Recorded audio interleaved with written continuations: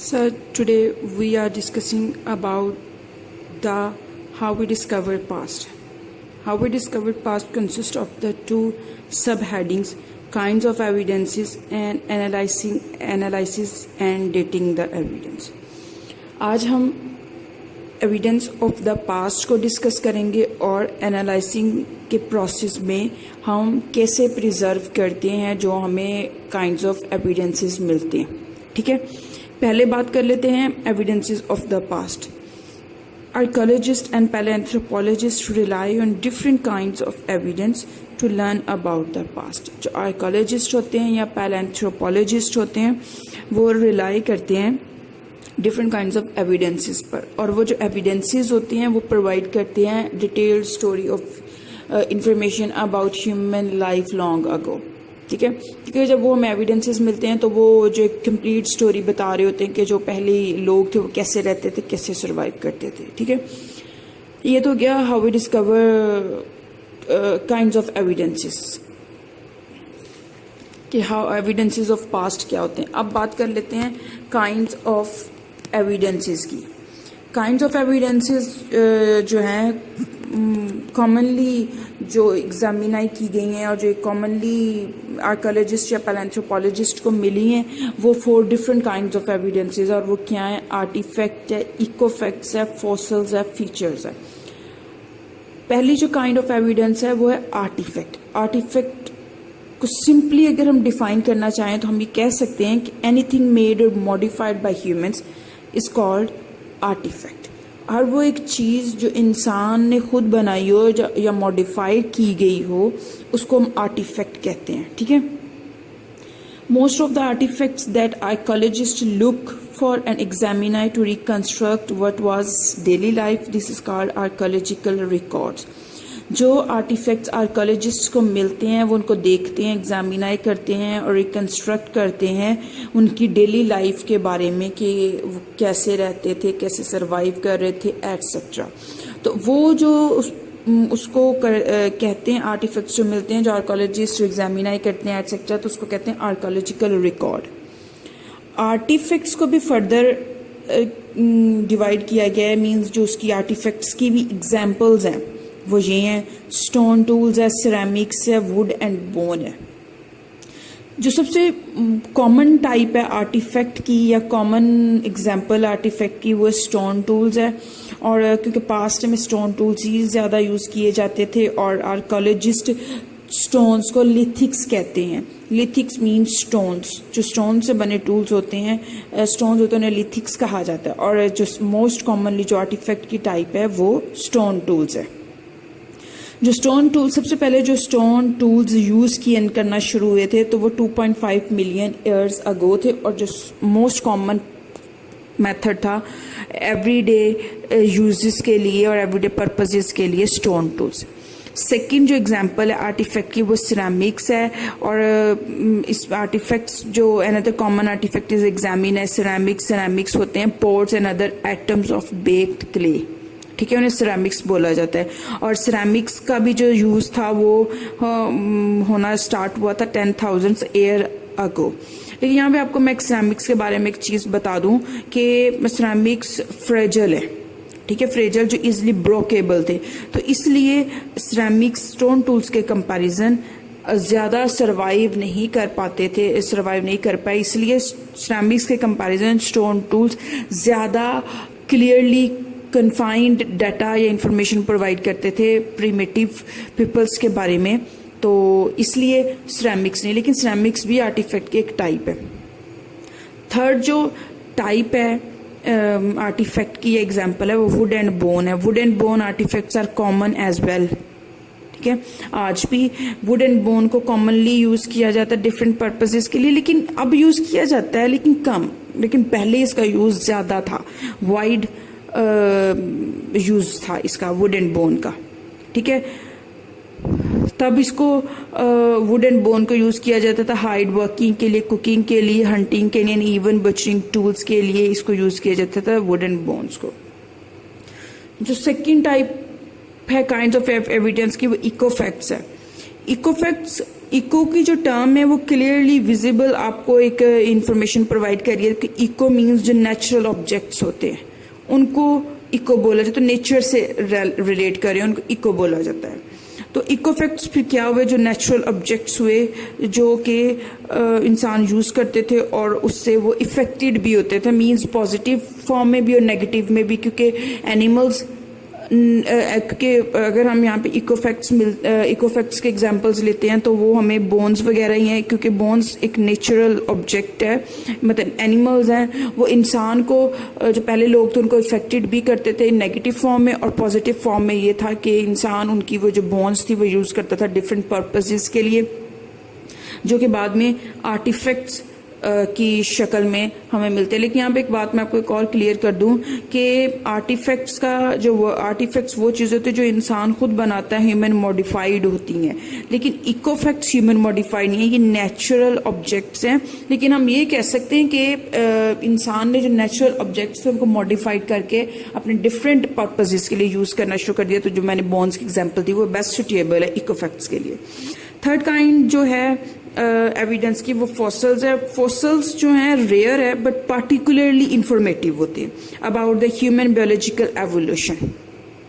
اور فوسلز جو ہوتے ہیں وہ ملتے ہیں مڈی سرفیس، ٹھیک ہے، لیف کو کچھ بھی پریمیٹیو تھنگس سے ریلیونٹ ہو سکتا ہے، اور یہ انسیکٹس کا ریلیونٹ فوسل ہو سکتا ہے. لیف آن مڈی سرفیس اس سے ریلیونٹ ہو سکتا ہے، یا سٹونز، کسی بھی کوئی سٹون کے اوپر کچھ ملا اور لکھا ہوا یہ وہ، تو وہ سب کچھ اس فارم میں بھی فوسلز مل سکتے ہیں.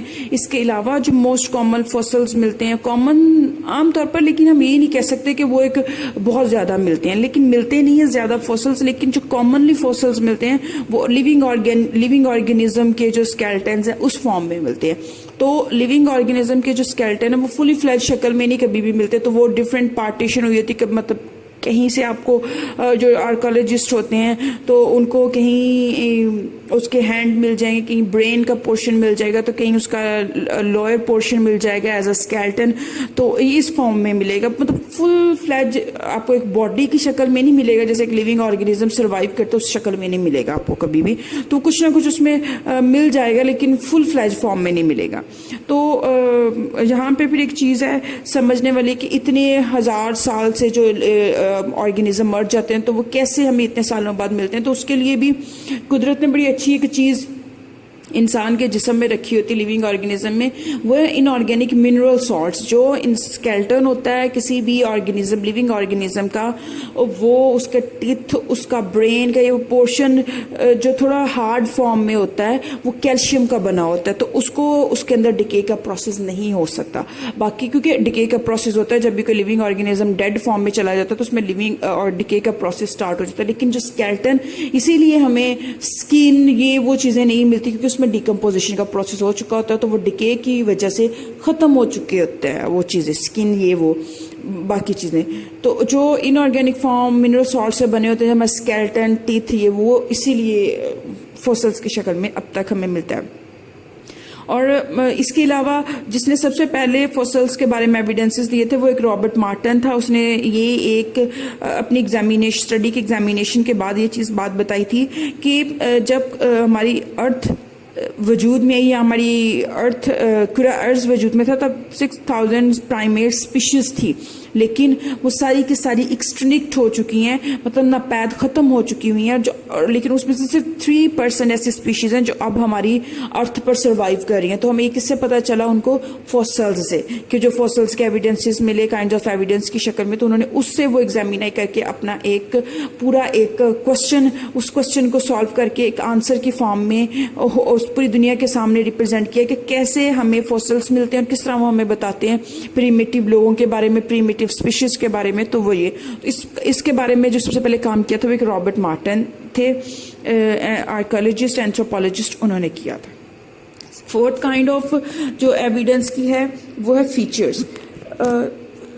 جو فیچرز ہیں ان کے بارے میں ہم یہ کہہ سکتے ہیں کہ یہ ایزیلی ریمووڈ نہیں ہو سکتے آرکیولوجیکل سائٹ سے. اور فیچرز کی اگر ہم اگزامپل لیں تو سب سے بیسٹ ایگزامپل جو ہے فیچر کی وہ ایک ہرتھ ہے. ہرتھ کو اس لیے بیسٹ ایگزامپل کہا جاتا ہے کیونکہ میں نے آپ کو پہلے ایک بات بتا دی ہے کہ فیچر بھی کائنڈ آف آرٹیفیکٹ ہے, لیکن جو آرکیولوجسٹ ہیں اس کو ڈسٹنگوشڈ کرتے ہیں فیچرز کو دوسرے آرٹیفیکٹ سے, وہ اس طرح, کیونکہ وہ کہتے ہیں کہ جو باقی کائنڈز آف ایویڈنسز ہیں, مینز جو آرٹیفیکٹس اس کی جو ڈفرینٹ ٹائپس ہیں, ووڈ, بونس, سیمس, ETC, وہ فریجل ہو سکتی ہیں یا وہ ریموو ہو سکتی ہیں, لیکن جو فیچرز کائنڈ آف ایویڈنس ہے وہ ریموو نہیں, ایزیلی ریموویبل نہیں ہے. اس لیے یہاں پہ جو ایگزامپل کوٹ کی ہے وہ ہرتھ کی ہے, اور وہ اس لیے کہ جب ہرتھ کہتے ہیں چولہے کو, جب ہم کسی بیئر لینڈ پر کچھ چولہا جلاتے ہیں, آگ جلاتے ہیں, تو وہ جو ایک زمین کا ٹیکسچر ہوتا ہے نا سوئل کا, لائٹ براؤن شیڈ, مسٹرڈ جو لائٹ شیڈ ہوتا ہے اسے وہ کنورٹ ہو کے براؤن میرون میں چلا جاتا ہے, میرونش شیڈ میں, ریڈ میرونش شیڈ میں چلا جاتا ہے.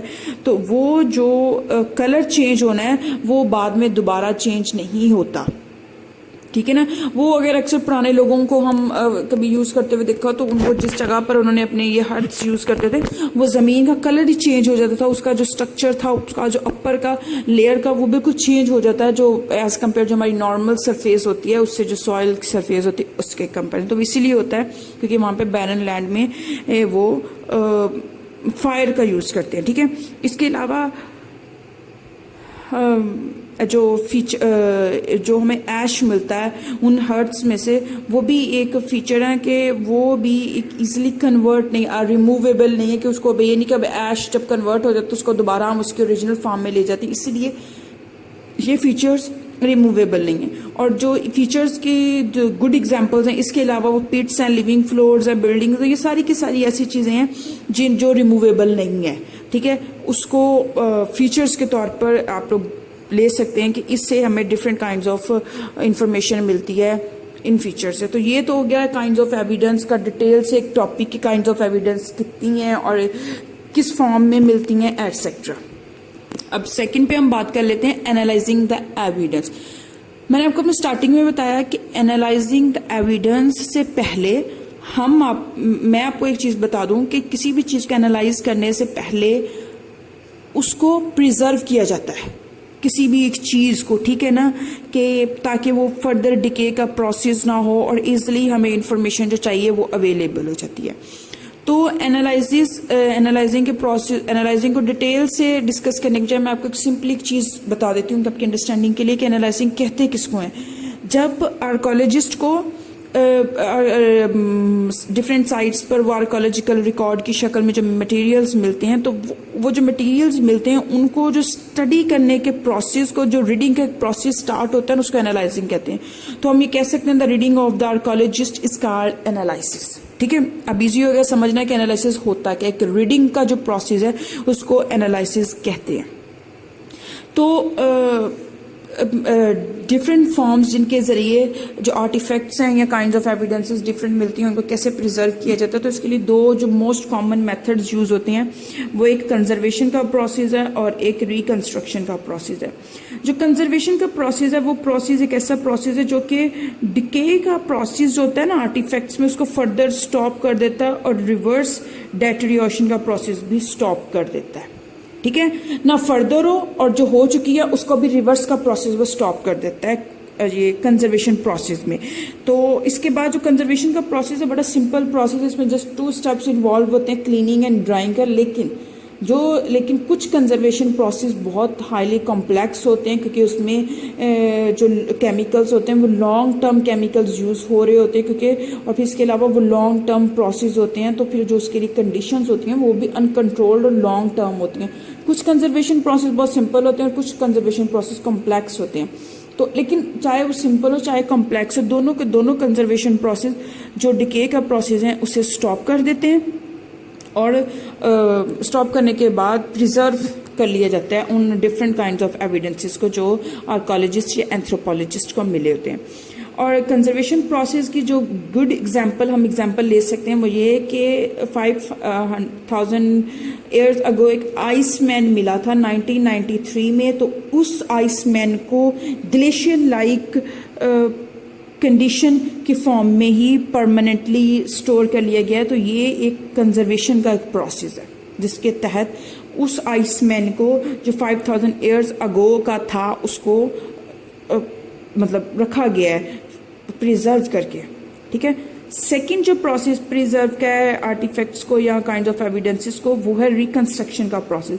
ریکنسٹرکشن کے پروسیس کے بارے میں آپ کو سمپلی 4 to 5 لائنز میں ڈیفائن کر دیتی ہوں تاکہ آپ کو کمپلیکس نہ ہو. یہ کیا ہے پروسیس؟ جو ریکنسٹرکشن کا پروسیس ہے وہ 3 ڈائمینشنل پروسیس ہے. مین کہ وہ 3 اسٹیپس پر ریلائی کرتا ہے. اس کے 3 اسٹیپس ہیں ریکنسٹرکشن پروسیس کا. تو ہم ریکنسٹرکشن پروسیس کو جو ایک building like puzzle like process بھی کہہ سکتے ہیں. جو سب سے پہلا پروسیس ہوتا ہے ریکنسٹرکشن پروسیس میں، جو فرسٹ اسٹیپ ہے وہ آرکیولوجسٹ جو ہوتے ہیں وہ ایگزامینائی کرتے ہیں آرٹیفیکٹ کی شیپ کو، فارم اور شیپ کو، کہ آرٹیفیکٹ ہے کس فارم کا، کس شیپ کا ہے. تو اور وہ جو آرٹیفیکٹ ملے ہوتے ہیں اور جو کامن آرٹیفیکٹس ہیں میں نے آپ کو پیچھے بھی سمجھا دیا، اس میں سیرامکس ہے، ووڈ اینڈ بون ہے اور اسٹون ٹولز ایٹسیٹرا. یہ سب چیزیں آرٹیفیکٹس ہیں اور ان آرٹیفیکٹس کے سب سے پہلے فارم اور شیپ کو ایگزامینائی کیا جاتا ہے. پھر اس فارم اور شیپ کے اکارڈنگ ان آرٹیفیکٹس کو فردر ٹائپولوجی میں کنورٹ کیا جاتا ہے. Mean typology a set of types. Type مطلب اب ضروری تو نہیں کہ ہر ایک جو آرٹیفیکٹس ملے تھے وہ سیم شکل کے ہوں، سیم فارمس کے ہوں. جب وہ ڈفرینٹ فارمس کے ہیں تو انہیں ڈفرینٹ شیپس میں یا ڈفرینٹ ٹائپس کے اکارڈنگ انہیں ڈیوائڈ کر دیا جاتا ہے. ٹھیک ہے.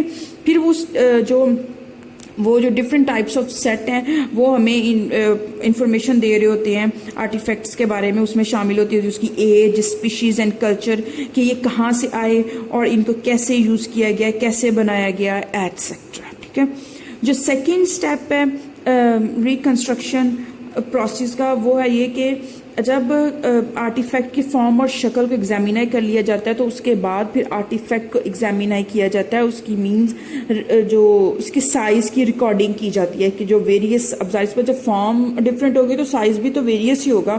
پھر اس کو ایگزامینائی کیا جاتا ہے. اور اس اسٹیپ کو جو سیکنڈ اسٹیپ ہے ریکنسٹرکشن کا پروسیس کا، اس کو میٹرک انالائسس پروسیس بھی کہا جاتا ہے کیونکہ اس میں اسٹرکٹلی ڈیفائنڈ ڈائمینشنز ہوتی ہیں.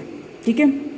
جو تھرڈ اس کا اسٹیپ ہے ریکنسٹرکشن پروسیس کا وہ یہ ہے کہ یہ دیکھا جاتا ہے کہ کس پروسیس کے تحت ان آرٹیفیکٹس کو بنایا گیا اور کس طرح یوز کیا گیا. ٹھیک ہے. کہ وہی بات کہ کیسے بنایا گیا، پھر کیسے یوز کیا گیا، کون سی ٹیکنالوجی استعمال کی گئی، اور پھر جو وہ لوگ رہتے تھے، جو ان کے سسٹمز تھے وہ کس طرح کے تھے. تو وہ پھر ان آرٹیفیکٹس سے ہی آرکیولوجسٹ معلوم کرتے تھے، ایگزامینائی کرتے ہیں. اور فائنلی پھر یہ ہوتا ہے کہ اینڈ پر کہ وہ جو آرکیولوجسٹ ہوتے ہیں وہ اس قابل ہو جاتے ہیں کہ وہ سمجھ لیں کہ یہ آرٹیفیکٹ کیسے بنا، کیسے استعمال ہوا، اس کی ایج کیا ہے ایٹسیٹرا. ٹھیک ہے. یہ ہو گیا پورے کا پورا ایک ٹاپک آپ کو سمجھا دیا گیا کہ ہاؤ وہ ڈسکور پاسٹ کو کیسے ڈسکور کیا جاتا ہے، کائنڈ آف ایویڈنسز، اور انالائزنگ دا ایویڈنسز کا ایک پارٹ میں نے کو سمجھا دیا ہے کہ انالائسس سے پہلے اس کو پریزرو کیا جاتا ہے، اور پریزرو کس پروسیسز کے تحت کیا جاتا ہے. تو وہ 2 پروسیس ہے، کنزرویشن اور ریکنسٹرکشن پروسیس. ٹھیک ہو گیا. آئی ہوپ سو سمجھ میں آ گیا ہوگا. اس کا ایک حصہ جو کل جو باقی حصہ ہے اس کا ہاؤ وی ڈسکور پاسٹ کا مین جو سیکنڈ ہیڈنگ ہے وہ ہم کل کے ٹاپک میں ڈسکس کر لیں گے. ٹھیک ہے. آئی ہوپ سو سب کو سمجھ آ گئی ہوگی.